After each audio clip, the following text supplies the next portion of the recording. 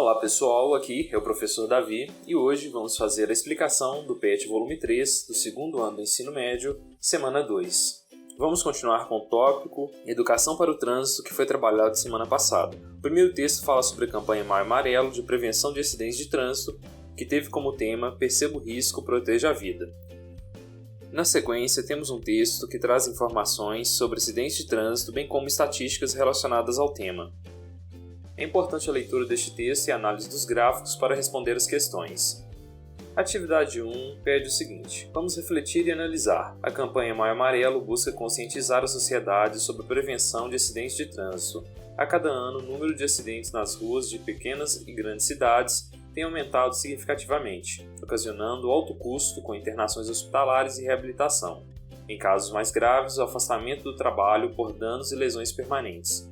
Diante disso, escreva sobre a importância das campanhas de prevenção de acidentes de trânsito. Depois é pedido, no seu ponto de vista, existem outras ações que podem ser realizadas para diminuir ou evitar os acidentes de trânsito? Justifique sua resposta. Quanto à primeira pergunta aqui sobre as campanhas, eu coloquei o seguinte: as campanhas de prevenção de acidentes de trânsito são importantes pois buscam conscientizar a população sobre a prevenção de acidentes de trânsito, visando fazer com que os indivíduos busquem utilizar cada vez mais os equipamentos de segurança. Como exemplo aqui, eu citei o cinto de segurança, não utilizem o celular durante a direção veicular, manter a manutenção de seus veículos em dia, respeitar os limites de velocidade, respeitar a sinalização, a faixa de pedestre, dentre outras possibilidades. E ainda acrescentei que as campanhas de prevenção também visam educar o indivíduo, que ela tem um caráter educativo prioritariamente, além de ter como objetivo chamar a atenção da sociedade para o alto índice de mortes e lesões permanentes no trânsito, que cresce a cada ano. Então este ponto que eu acabei de ler servirá como exemplo para vocês construírem a resposta de vocês ao que é pedido inicialmente, que é para escrever sobre a importância das campanhas de prevenção de acidentes de trânsito. Na sequência, pede o ponto de vista de vocês sobre o que poderia ser feito para diminuir ou evitar acidentes de trânsito, e ainda pede para justificar. Eu coloquei aqui em forma de duas perguntas para vocês pensarem, analisarem, e como é opinião, como é ponto de vista, vocês devem refletir e construir a resposta de vocês. O primeiro ponto é: a reestruturação da malha viária. Será que a reestruturação da malha viária, ou seja, a melhoria da pista, acrescentar mais redutores de velocidade ou mais radares, será que este ponto auxiliaria na diminuição ou poderia diminuir ou evitar acidentes? O segundo ponto é leis mais rígidas. Será que mais multas, leis mais difíceis para quem reincidente em infrações de trânsito ou em acidentes mesmo, será que isso poderia diminuir ou evitar acidentes? Então esses dois pontos aqui vocês devem refletir e, se for útil, utilizá-los mesmo como resposta para a segunda parte da questão. Não se esqueçam de justificar se você concorda ou não com esses pontos ou com os que vocês tenham colocado aí. Atividade 2 fala então sobre a mortalidade de jovens em acidentes com motocicletas. É importante a leitura deste texto, depois a análise desses gráficos. O gráfico número 1 tem o número de óbitos em acidentes de trânsito e o gráfico 2 ele traz a tendência de mortalidade de pedestres, motociclistas e automobilistas, uma evolução aqui de 2000 a 2020.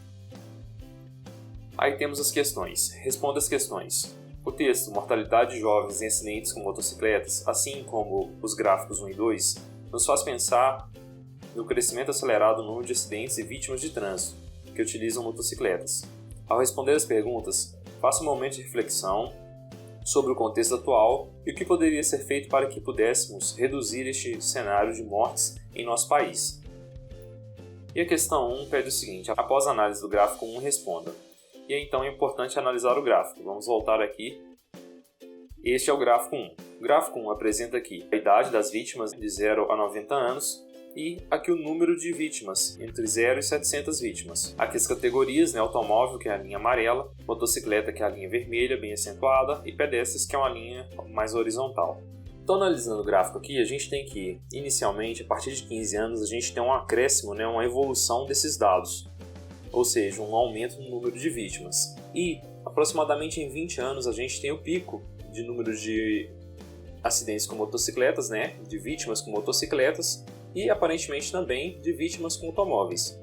E esses números, esses dados aqui se estendem até aproximadamente 40, 45 anos, onde começa a ter um declínio tanto no número de vítimas com automóveis e motocicletas.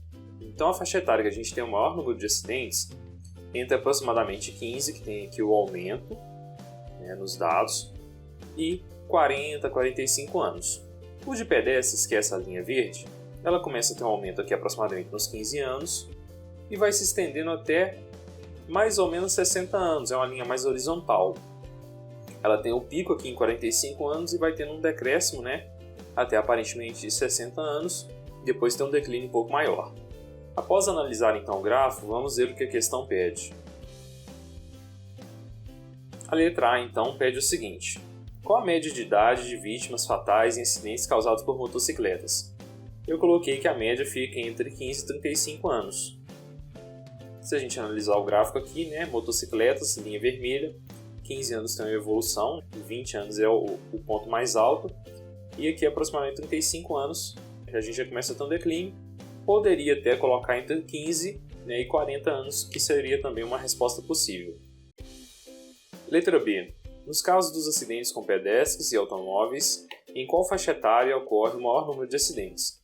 Automóveis eu coloquei entre 20 e 30 anos e pedestres entre 20 e 60 anos. Automóveis então, né, entre 20 e 30 anos, que são os pontos mais altos, e pedestres, né, entre 20 e 60 anos. Por quê? Porque é uma faixa mais horizontal, tem um número expressivo, né, de óbitos aqui nessa faixa etária. Na sequência temos a letra C. Na sua opinião, por quais motivos os jovens estão envolvidos nos maiores números de acidentes de trânsito? E aqui é a opinião, né, a opinião de cada um de vocês, eu coloquei a minha para eu servir como exemplo apenas. Na minha concepção, a imprudência é o principal fator, né, dos jovens estarem envolvidos em acidentes de trânsito. Pelo uso de veículos de forma imprudente, né, em alta velocidade, sem respeitar a sinalização. E na sequência eu coloquei não utilização de equipamento de segurança, né, como o cinto de segurança. Letra D.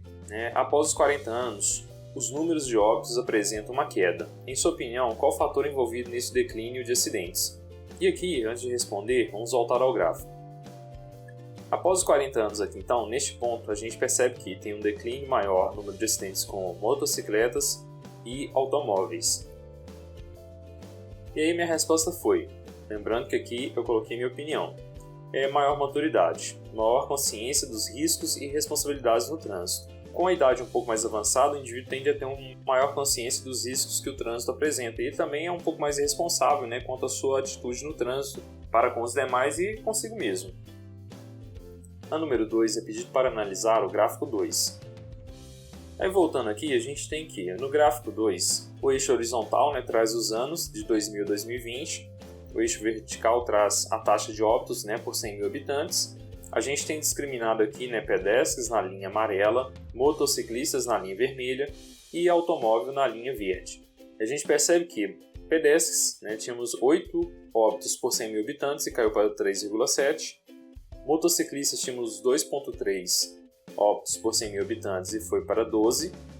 E automóvel tínhamos 4,9 e foi para 7,2 óbitos por 100 mil habitantes. Então, né, aqui o número de óbitos por pedestres diminuiu, o de veículos, né, de automóveis, ele aumentou, e o de motocicletas, ou motociclistas aqui, né, teve um aumento expressivo.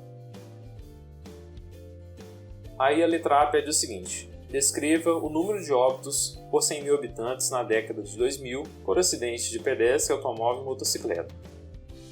Coloquei a resposta aqui embaixo, eu peguei apenas os dados presentes no gráfico, é uma questão bem simples. Pedestres eram 8 em 100 mil, motociclistas eram 4,9 em 100 mil e automóvel era 2,3 em 100 mil.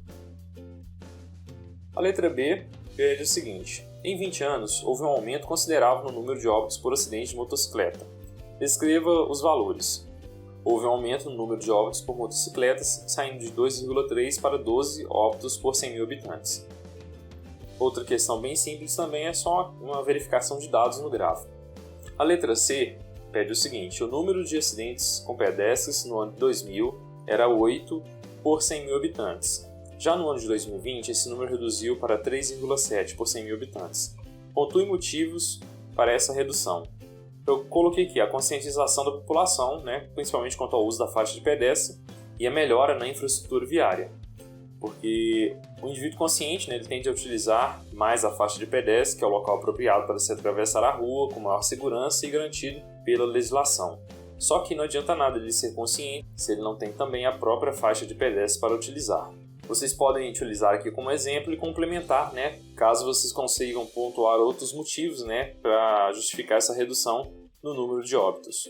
A letra D pede o seguinte: a Lei 11.705, aprovada em 2008, ficou mais conhecida como a Lei Seca, por reduzir a tolerância no nível de álcool no sangue de quem dirige. Com a sanção da nova lei, o Código de Trânsito brasileiro foi alterado e provocou grandes mudanças nos hábitos da população brasileira. E aí é questionado a vocês: essa seria a razão para que o índice de acidentes fosse bem aproximado tanto para pedestres quanto para veículos no ano de 2000 e 2009? Justifique sua resposta. Aqui no gráfico a gente analisa que entre 2008 e 2009 o número de pedestres, né, e automóveis eram bem próximos, que é a linha amarela e a linha verde. E voltando à questão, é pedido então que se a lei seca seria a razão para que esses índices fossem próximos, tanto de pedestres quanto de veículos, nos anos citados. E aí eu coloquei aqui uma possibilidade de resposta que vocês podem utilizar como exemplo. Coloquei o seguinte: a lei seca pode ter contribuído de forma positiva para que os índices de acidentes de pedestres e veículos fossem próximos dos anos citados. Devido às campanhas de conscientização quanto à lei seca, houve uma diminuição no número de acidentes nos anos citados. A lei seca reduziu a tolerância quanto ao consumo de álcool e direção, que é um fator que pode causar acidentes. E as campanhas de conscientização tornaram o cidadão mais consciente quanto à sua responsabilidade no trânsito, tanto para si quanto para os demais. Eu coloquei então que a lei seca ela pode ter contribuído de forma positiva, não sendo o único fator que contribuiu. Porque quando a gente pensa em trânsito, a gente pensa numa multiplicidade de fatores que estão envolvidos, né, na relação do trânsito, bem como nas condições de acidente. Só que a lei seca ela contribui porque quando se reduz a circulação de pessoas alcoolizadas sem condição para dirigir, você tem uma maior segurança para aqueles que utilizam o trânsito.